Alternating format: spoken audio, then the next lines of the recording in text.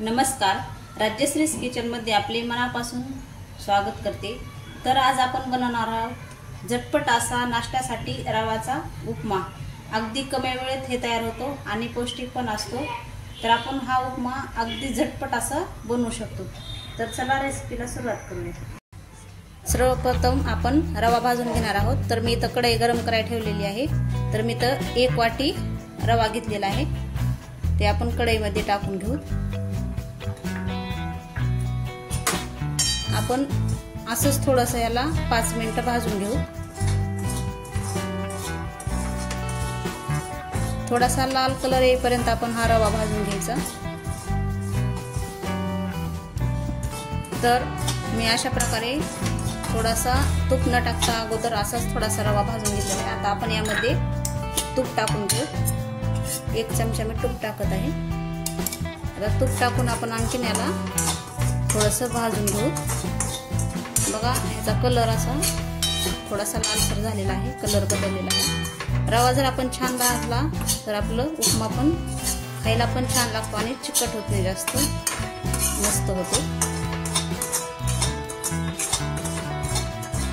तर अशा प्रकारे आपला रवा भाजून झालेला आहे। आता आपण ते एका प्लेटमध्ये काढून घेऊ। तेल टाकलं होतं 2 चमचे पोहे खायच्या चमच्याने।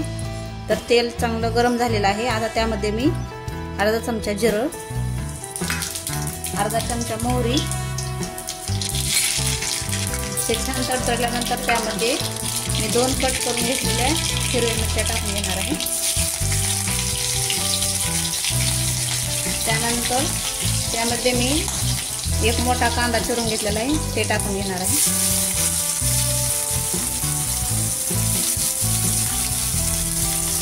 त्यामध्येच मी कढीपत्ता काही घेतलेला आहे, ते पण टाकून घेणार आहे।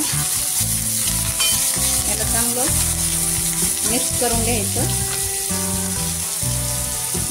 थोडासा कांद्याचा कलर बदलेपर्यंत आपल्याला कांदा परतून घ्यायचा आहे।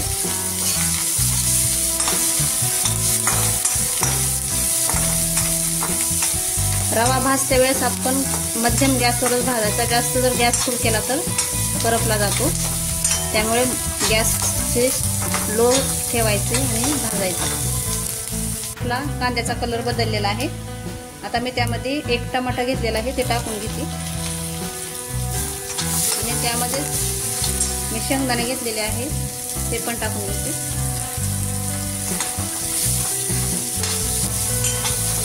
याला मिक्स करायचं।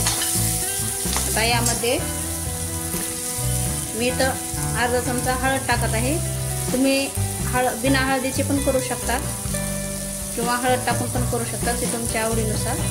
तर मी तर अर्धा चमचा हळद टाकलेली आहे।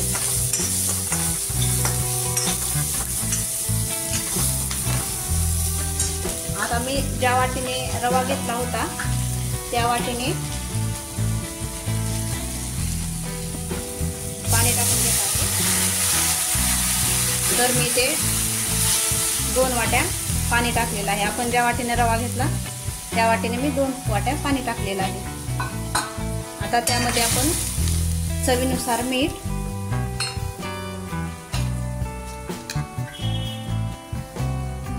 आणि कोथिंबीर टाकून घेतो। आता याला थोडीशी उकळी येऊ देऊ। तर अशा प्रकारे उकळी आलेली आहे। आता आपण यामध्ये भाजलेला रवा टाकून घेऊ आणि याला असं मिक्स करून घ्यायचं।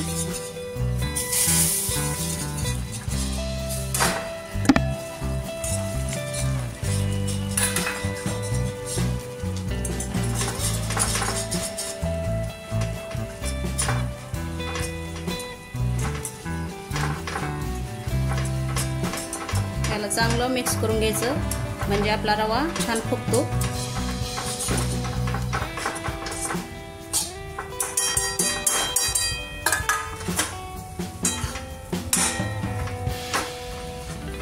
तर बघा, किती झटपट होणारी रेसिपी आहे।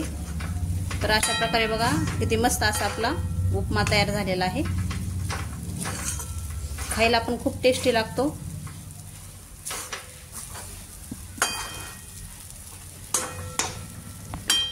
तर अशा प्रकारे आपला उपमा तयार झालेला आहे. आता मी ते एका प्लेटमध्ये काढून घेते.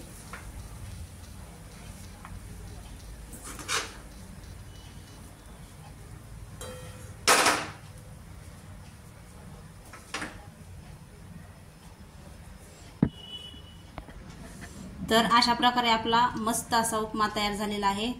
अगदी झटपट आणि कमी वेळामध्ये हा उपमा तयार आहे. तुम्ही गडबडीच्या वेळेमध्ये नाश्त्यासाठी ही अगदी झटपट अशी रेसिपी बनवू शकता. तुम्हाला जर हा आजचा उपमा आवडला असेल तर नक्की कमेंट करून सांगा.